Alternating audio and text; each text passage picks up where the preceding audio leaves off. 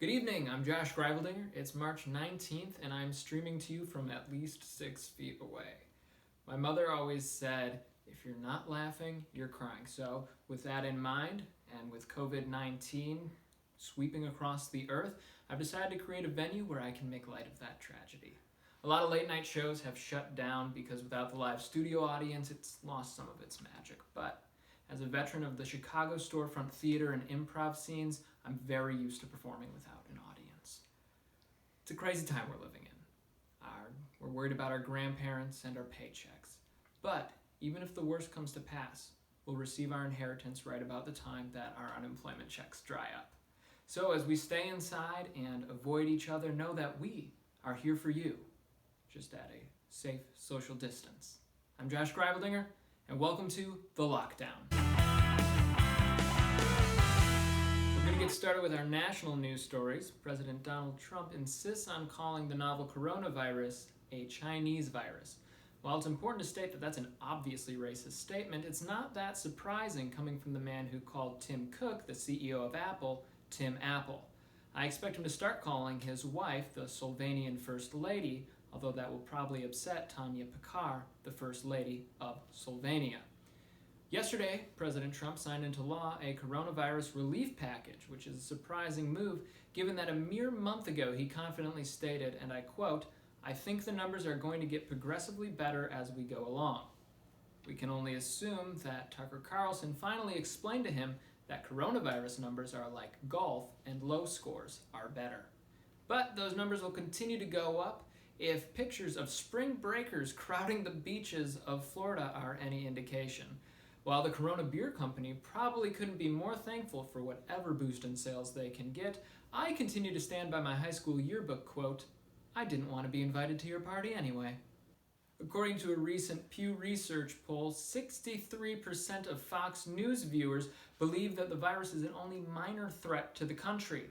I think Fox News forgot how old most of their viewers were when they downplayed the risks of a virus that primarily endangers senior citizens. It's like a grocery store telling its customers that expiration dates are a hoax. Sure, you'll sell more beef in the short run, but it's not sustainable when all your customers are ending up in the hospital.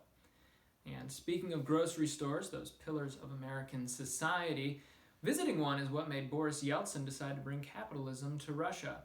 Were he to visit today, he would just wonder, what's tofu and why is it the only thing left in the meat department?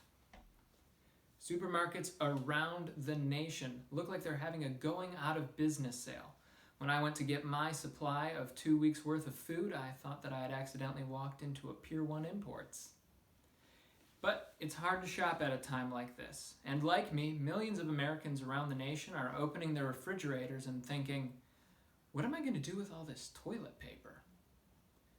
And grocery stores aren't the only stores that are doing well and having a sudden influx of customers at a time like this.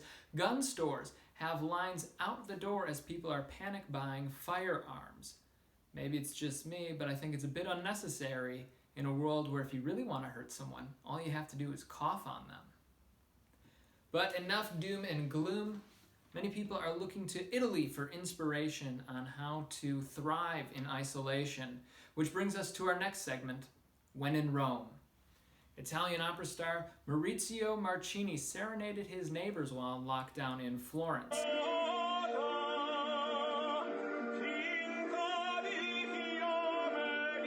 The viral video inspired Los Angeles actor Ryan Stevens to do the same. Started out with a kiss, how did it end up like this? It was only a kiss, it was only a kiss. Shut the fuck up! Better luck next time, Ryan. Great song choice. Mr. Brightside is one of the most popular songs in the world, so I guess that means maybe it was you. On to international news. Officials in Tokyo are considering delaying the Olympics out of COVID-19 concerns. Or is that what they want us to believe? Bear with me here. The last time that Japan was one of the top 5 medaling countries was back in 2004. But if no one else is there to compete with them, they can't lose.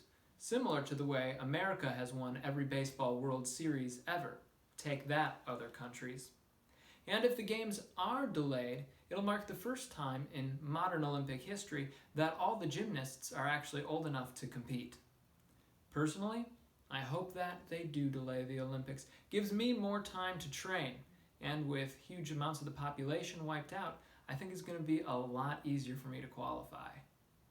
Now, getting a little personal. Will your relationship survive coronavirus?